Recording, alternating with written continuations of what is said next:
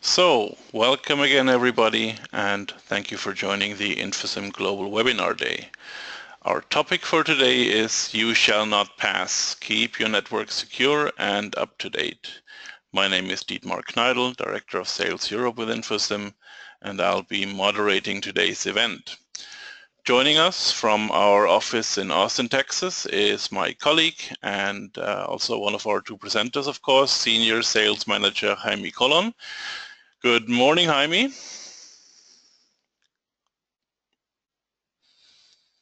Jaime, you might still be muted in case you were trying to say something. Yeah, thanks a lot, for the heads up. Yeah, doing fine here. How are you guys doing over there? And it's afternoon for you guys. Doing fine, very well. We had a Asia Pacific show this morning with Jaime already, pretty much in the middle of the night. But now we've arrived at 3 o'clock Central Europe time, so it's still early in the morning for you, Jaime. But thanks again for joining the show. And also joining us from our headquarter office here in Würzburg, Germany, is my colleague Vlad Singeorzan. He's a senior developer with Infosym, has been with us for quite a couple of years now. So good afternoon, Vlad. Good afternoon, Dietmar. Good afternoon, everybody. I'm glad you are here with us as well. So before I hand over things to Jaime and Vlad, I have a couple of items I'd like to inform you about. So first off, all of you are, as usual, automatically muted when you join this webinar, just to keep down the background noise.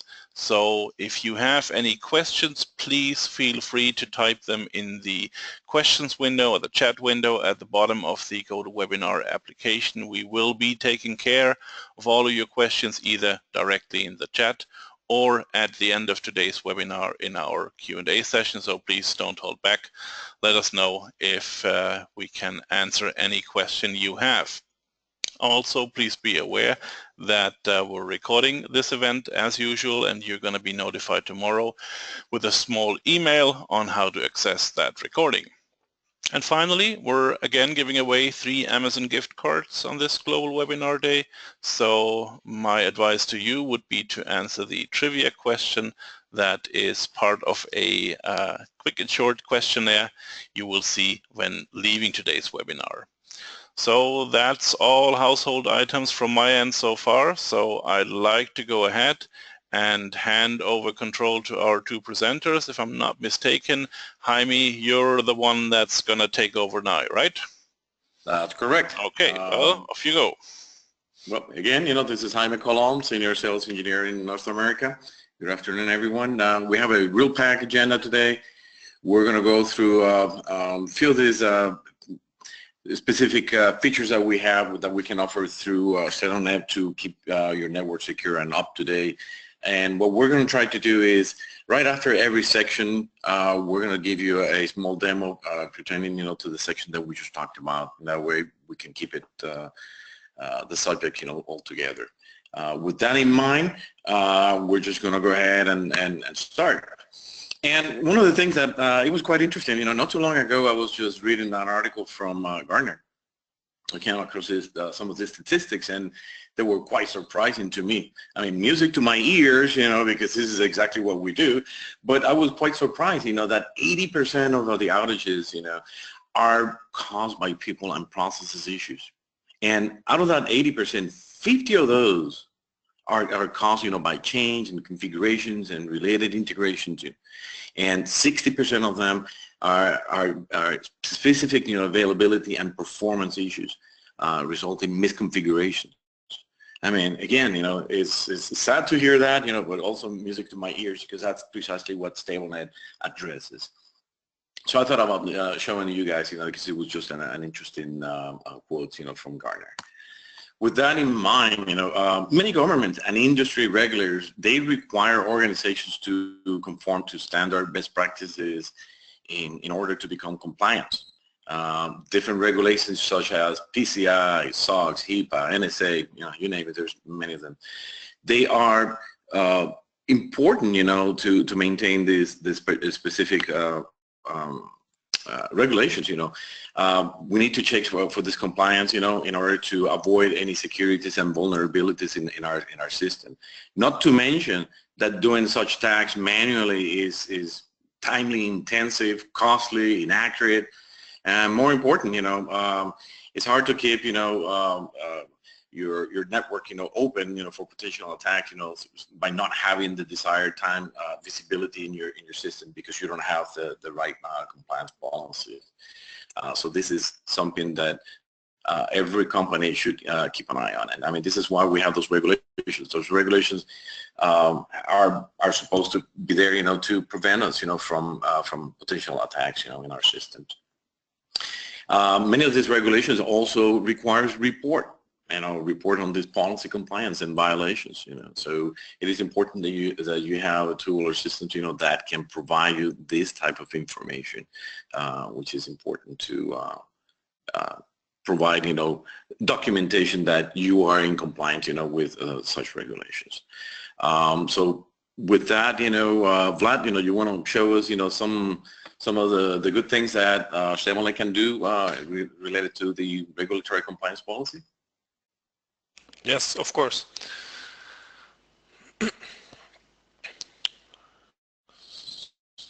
Yeah, so to do this kind of policy and compliance validation checks in StableNet, we have the concept of snippets. Jaime already mentioned some of the recommendations. I have here some examples of our NSA Cisco guidelines for configuring your network devices. And based on a simple example, I want to demonstrate to you how this is done in StableNet. So the policies you want to check are defined with the help of this config snippets. And the config snippet definition has basically the configuration you're looking for. In this case, we have a NSA guideline snippets that states that you should not use default community names, which of course is potential security risk. So what we are looking for, better to say what we're not looking for, is community names that are public, private, or admin. In addition to this snippet that we're looking for, which is part of the configuration, we have our snippet settings. And you might have noticed in this snippet we are using regular expressions, for example. So snippets will support regular expressions. Also, you can use some external data sources like a CMDB with our database variables, for example. In our case, we are looking at something that we do not want to have part of the configuration. So sometimes you're looking for a positive match, sometimes not. For this, we have this positive matches violation flag here, so you can also check for configuration snippets that you're not looking for. A good example here would be the HTTP server on Cisco if you want it to be disabled. Then we have other settings which are especially relevant for firewall settings or access lists, things like observing the order, the content continuity, making sure that nothing comes in between the configuration commands you are looking for. And on top of that, which is also quite a powerful feature of StableNet, we are also able to use what we call section matching, so making sure that the snippet you're looking for is matching the correct context only. So if you look for an IP address on a specific interface, you want to make sure you're looking just at that specific interface and not in some other parts of the configuration, of course. Also, you might have noticed that our example is for Cisco, and because this is Cisco syntax, we have here in the lower part a technical filter that will determine which devices this snippet will be checked on. In this case, Cisco iOS devices. Now this is only an example we are showing here. You could do the same for Juniper or other major vendors. StableNet is vendor independent in this respect. So after you have defined the snippet or the snippets, the next thing you want to do is, of course, you want to perform these checks on your system, and this is done in StableNet completely automatic. We check the snippets defined against the latest configuration backups we have in StableNet. You can do this either based on a schedule or also on demand. You could also use our powerful REST interface to integrate with some external tools to trigger a check maybe via this interface. And when you're running a job like this, each snippet for each device that it is checked on will produce a result. And of course, after you've run a job, I will not run a job now for time constraints, but after you've run a job, you get results, and to analyze the results we have our special policy check analyzer where you see the results. Here you see for each device all snippets that have been checked. Some snippets produce a violation, and the violation will have the severity that is defined with the snippet, so informational, marginal, minor, major, or critical. In this case, we're looking at the same example. We see here one of our devices here in the lab has public and private communities. So this is of course a violation. This is clearly reported here to us, and we can see also some further details. We see which line caused the violation, and of course here in the bottom part we can see it with color highlighting. We see the context where the problem was found and also the actual lines that were causing the problem. In addition to the violations, of course, you can also see devices or snippets that are compliant. This is quite a technical view. It's quite useful, but of course sometimes you might want to have other types of reports. So StableNet also provides you with the opportunity to have more high-level reports. For example, the violations history report, where you can see based on our color coding for the different severities, information, marginal, and so on up to critical, and of course green for OK, you can see what the violation distribution is over your StableNet inventory. Of course, with time, one would hope that the red and colored areas become smaller and the green will become larger. But as you know, some configuration problems might be reintroduced with new devices or with people changing things. So unfortunately, in practice, this doesn't always go down. Sometimes it might also go up. Of course, in addition to this, we have also some summary reports where you have here, for example, summarized per device.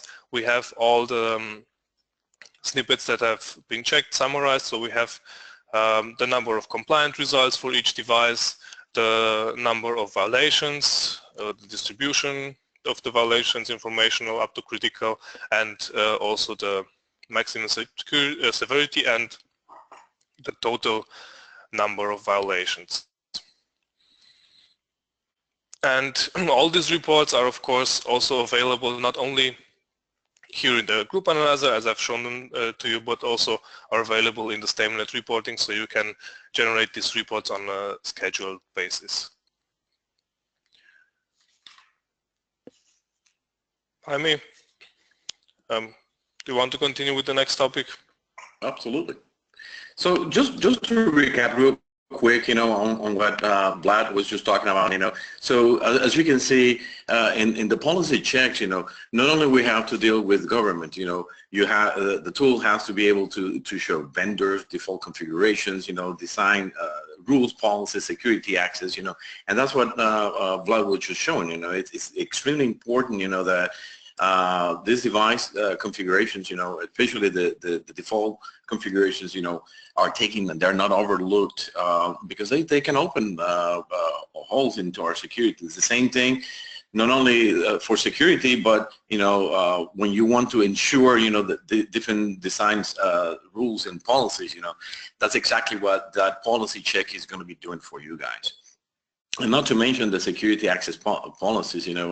This is one of our biggest seller. A lot of people like to go and look at the ACL, make sure that those ACLs are applied to a specific device, and that's exactly what Vlad just showed you guys. And this is the kind of things that you will be able to do with StableNet. Okay. So moving to the next topic, that would be the vulnerability in this case. With vulnerability, what's really vulnerability management? Vulnerability management is the continuous information security risk process that requires management oversight all the time. Its main goal is basically to detect and remediate vulnerabilities in a timely fashion. You know, that's in one of the things that the biggest mistake, you know, a lot of people fall into is that not following the vulnerability all the time crosses them, you know, a lot of costly and not only costly but security holes. You know, the vulnerability information that a lot of the vendors are putting out there, announcements that they put up there to let us know, hey, if you have certain configurations, if you have certain devices, if you have certain models of devices with certain configurations, you're open yourself to a risk, a security risk. And it's important to keep track of those announcements and make sure that we maintain a highly optimized vulnerability management system to avoid, you know, this sort of problems, right? It's also important to know that once a vulnerability has been eradicated, maybe you came and you serviced, you know, some of your devices that were vulnerable. What's to say that once that you fix it, somebody's going to introduce it again, you know? So you have to maintain a system that can go and continuously monitor your vulnerabilities, not only to make sure that you're going to fix it, but make sure that nobody goes and reopen them again, right? That's, again, we come back to the human factor. Human factor is what causes a lot of these issues. It's reintroducing, maybe they introduce a new device and they didn't clean it up completely. They didn't apply the right patches. All of that is part of this vulnerability management. And StableNet does a very good job at basically looking through all these vulnerabilities and ensuring that your devices are up to date all the time. So it's all about staying ahead of the game, right? So with that, you know, I'm going to let my colleague here to just give you a quick demo on the vulnerability. Sure. So moving to the next topic, vulnerability. In StableNet, we have a vulnerability manager dedicated for managing your vulnerabilities, and the vulnerability definitions in StableNet have, of course, a name. We have the source, the vendor.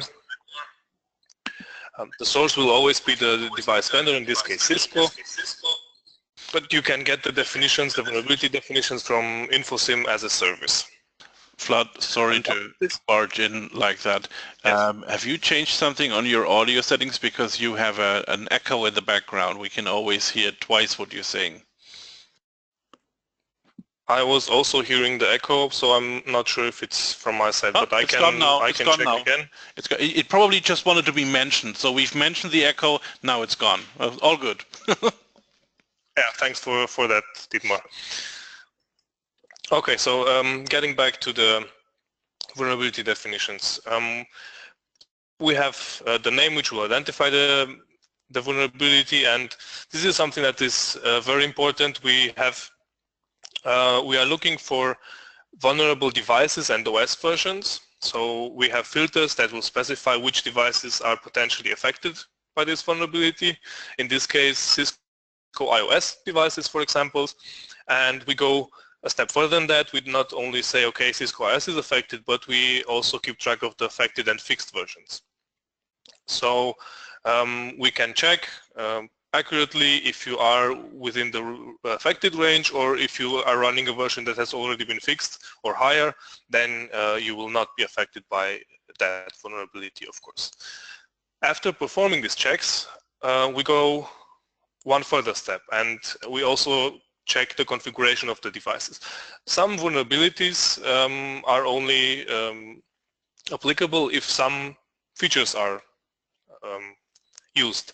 In our case, we are looking at IPSLA vulnerability. So, of course, this vulnerability, since it affects the IPSLA module, will only affect devices that have IPSLA enabled. In this case, we do the checks very similar to the way we do the policy checking.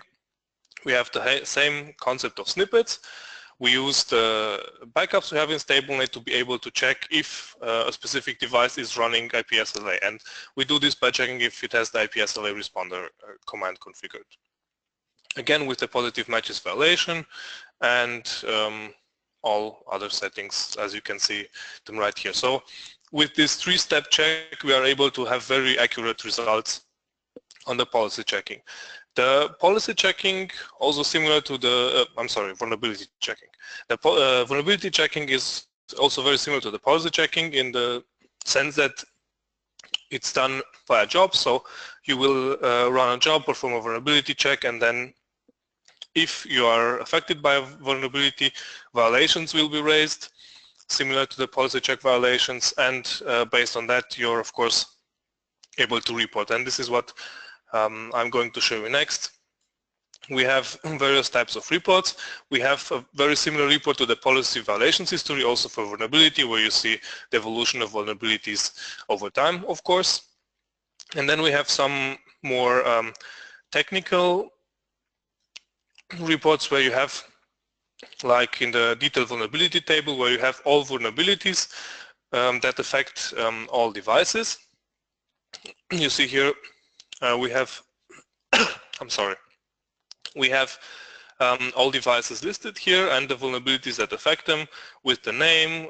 We have the announcement date of the vulnerability and also the status of the check. In this case, it is a vulnerability that has the severity major. And the further type of interesting vulnerability reports is of course some overview, in this case an overview over the device models. So we see, for example, for the 3640 running iOS 12.4.23, we have one vulnerable device in this case. So this would wrap up the short presentation on vulnerability. Jaime, you ready to continue?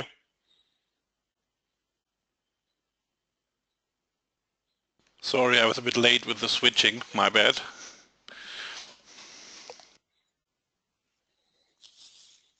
Yes, let's continue here. Well, all right, so this brings us to our last, section in our presentation, which is the lifecycle management. For this, many companies find it too complex or costly to do much of the more than just install the equipment and use it until it breaks. That regardless of whether there's something better out there. So here comes the problem. Trying to stay that way ahead of the game. Because as you will know, your network may be running smoothly until one day, your OEM comes and throws a curveball by announcing that your bread and butter switches or routers or any other network equipment are quickly approaching to their end of support or sales. The best. So how do we keep track of that? How do we stay ahead of that? Well, in this case, what you would like to say is you need to stay ahead of the game by checking some of these announcements. How much do I have time? How much more time do I have until the end of support, or for that matter, the end of sales or the end of life, right? So these are the things that you have to at least keep in track. You don't necessarily have to change it immediately, but at least it allows you to start planning. Because with our tool, you will, and this is something that Vlad will show you, it'll tell you how much time do you have left before you have an end of sales or end of service or maintenance, right? So so you can budget ahead of time. And sometimes, some people, well, do I really have to upgrade? You have equipment, that's mainly is approaching, end of support, but you're pretty happy, with your network configuration, and so is your company. And you already know full well, that only is an upgrade a significant investment, so to do this upgrade, it's not sometimes that easy to say, but that goes back to my point, if you know that a new upgrade is coming, or if you're coming to end of support, you can start planning. You can start, budgeting, so that when that time comes in, you can then purchase the right equipment, or at least transition, in a more logical way. So you have to leverage maintenance alternatives. Sometimes, if you are renting the equipment, then maybe that rental, you can maximize, when is the last time, I should be able to maintain this equipment and yet get a good return, when I exchange it. So again, the planning, the maintaining, and the optimization of vendor updates is a key, to the life cycle management. And we can, StableNet offers a view into the end of sales, end of support, end of maintenance in an easy way.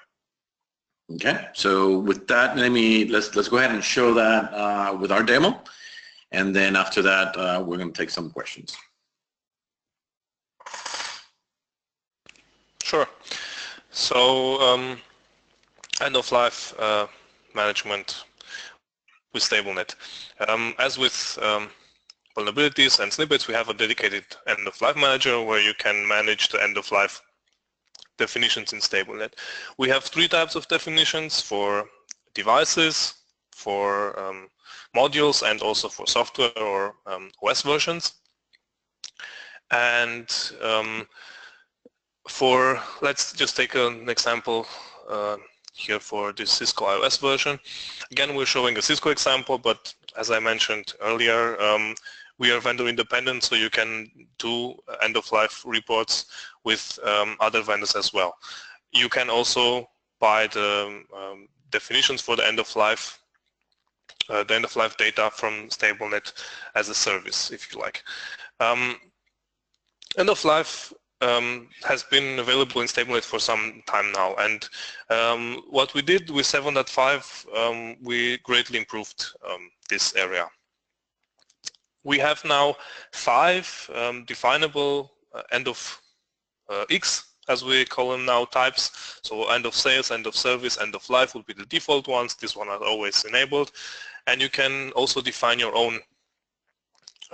You can rename all of this, and we have a total of 5 definable dates as of now. And the definition, of course, will have the vendor it concerns, the version, in this case iOS 12.4, and some information on the announcement, and the most important information, of course, the dates, end of sales, end of service, and end of life. On top of that, we support now device filters for the end of life entries, which allows you greater flexibility. So you could say, for example, apply this end of life date only for Cisco 3640, for example, or apply this end of life definition only for devices that are part of my access network. I want more strict rules in the core network, for example. So you are able to flexibly define the end of life dates as you want. So you can define OS versions that you want to still have on some types of devices, but not on others. You can define different rules for end of life, end of sales, and so on for different areas of your network.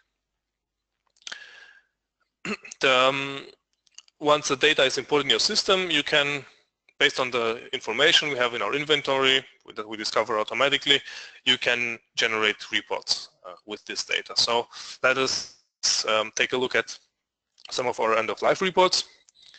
We have first an overview report over where we have the different device types. So 3 Cisco devices here, and we have the end of service and end of life and end of sales dates with the time interval that has passed or is going, how many days are left until this date, of course. And also we have some color highlighting. If the date has already passed, it will be marked as red to highlight it. If the date is quite far away, like in this case, we'll have it in green. And if you want to be noticed, we have an interval where you can say, okay, if the amount of time is within some interval, I want to be notified. So in this case, it is yellow. This is configurable. I set the yellow interval for end of life, for example, in this case to 2 years. So it is marked as yellow in this case to highlight that some action might need to be taken. Then, of course, we have the same data in more detail for each and only device. This was a summary report, the other one we were looking at, where you have the device types summarized. Here we have defined the row for each device with the same data. And also what is quite common in practice, you want to have different types of reports for different types of audiences. So not everybody is interested in the end of support date. If you're looking at procurement, they're interested how long is a device going to be sold. If you're looking at operations, of course they'll be interested in the end of extended service if a company has some extended service contract. If you have something like this, you can, if you remember, you can go back to the definitions, add an extra field there and say my company's extended service, and you can specify the date as you like. Just to show a short example, these reports are also configurable. So in this case, I created a report where we only have the end of sales date as an example for procurement in this case. And again, I've shown you the reports in the group analyzer, but all of this is all available in our reporting engine so that you can create a schedule report as you know from other areas of StableNet. Okay, we're already a couple of minutes over time. This would wrap up my presentation. I hope you enjoyed it. It was informative, and I'd like to thank you all for your attention. So thank you very much, Vlad, and thank you very much, Jaime, for both presentation and live demo. So we're gonna dive into the Q&A session now. I have to thank Jaime again, because during all of your live demos, Vlad, Jaime and I were busy answering questions. We have a quite interested attendee group today. So I've picked out a number of questions, 3-4 questions that I think might be of interest to everybody in our audience.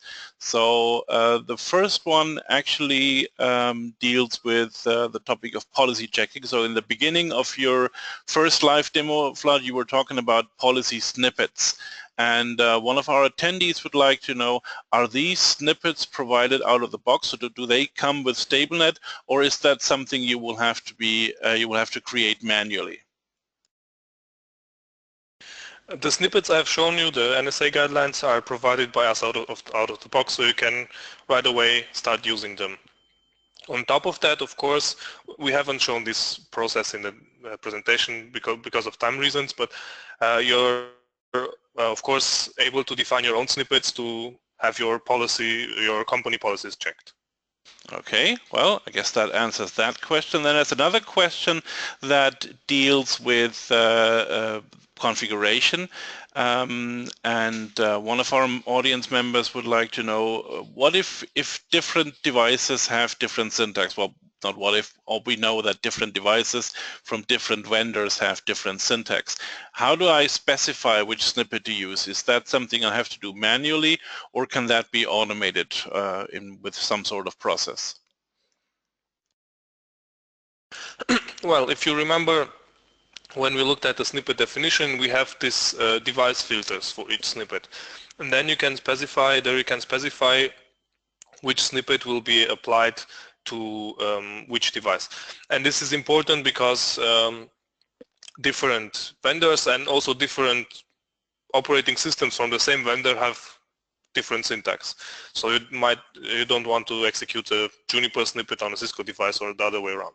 So that's why you should always define these filters. And if you have these filters defined, StableNet will automatically pick the correct snippet for your case. So it is even possible actually that you have an SNMP community snippet like the one we had for Cisco. You can have the same for Juniper.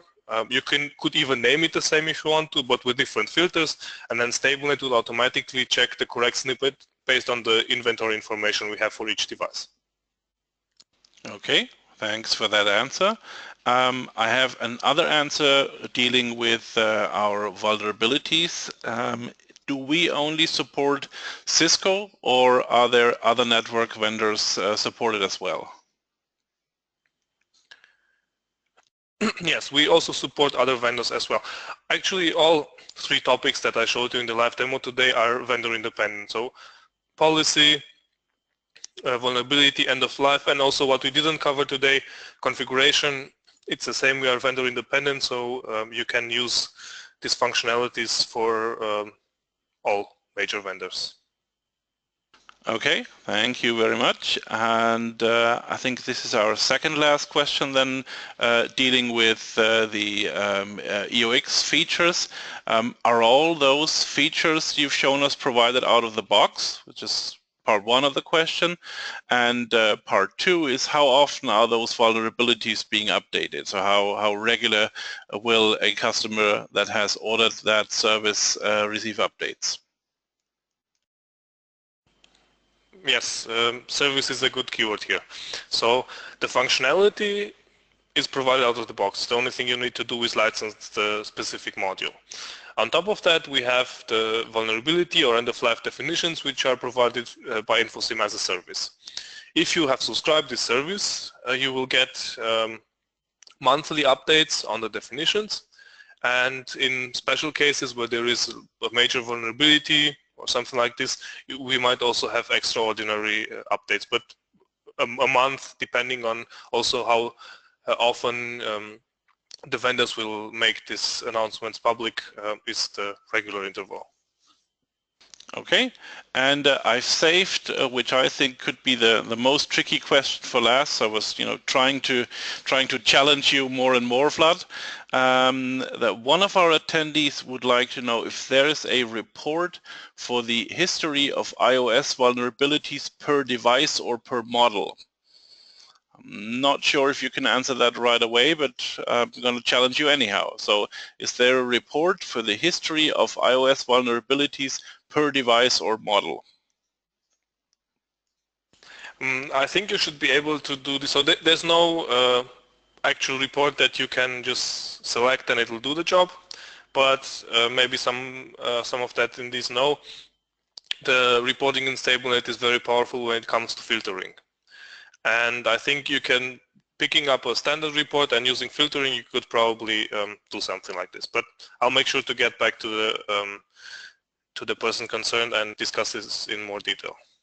Yeah, well, since that question actually came from one of our customers who is in this session, I'll make sure you get the right address, Vlad, so don't worry about that.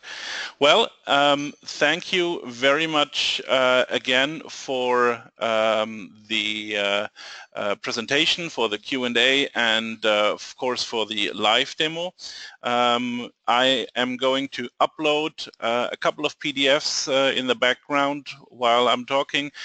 We will share, of course, the slides we've used for this webinar with you.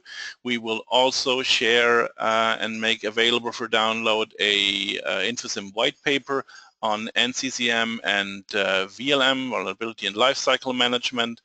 And we will, as a third item, share a presentation. I think, Vlad, that was one of your presentations from one of our last customer events, a presentation that will give you a nice and more detailed, with different examples, overview of our NCCM capabilities in StableNet.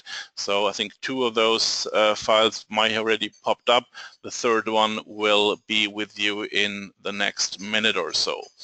So thanks for bringing up the resources slide. Apart from the resources we have available here during this call, at this web session, we have, of course, more resources available on the website. Just a quick overview on the type of information we have available for you there. So feel free to go to our website and help yourself with the information you need. We will, of course, do more webinar sessions on different topics. We'll do that on a regular basis on our global webinar day, usually once a month. But of course, if you have a specific need, feel free to contact any of our colleagues and we'll arrange an individual web session for you. So thank you very much again, Jaime and Vlad. And I would like to thank everyone for joining our session today. I apologize that we've overstepped our time limit by almost 10 minutes. Sorry for that, but the Q&A was a little bit more extensive. We're going to keep the session open for a few more minutes in case anyone from our audience has another question. So don't be shy. Feel free to ask anything that is of your interest. As I've mentioned earlier, we have recorded this webinar. We're going to make it available to you tomorrow with a short email. And again, just to be sure to mention it, we're giving away 3 Amazon gift cards on this global webinar day. So please don't forget to answer the trivia question that is embedded in a short questionnaire you will see when leaving today's webinar.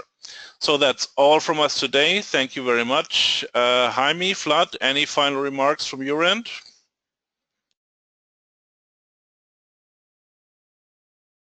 You probably have muted yourself both. So I'll take that as a silent no, we don't have any final remarks. So thanks again for joining us and enjoy the rest of your... Oh, okay, sorry, I didn't want to cut you off.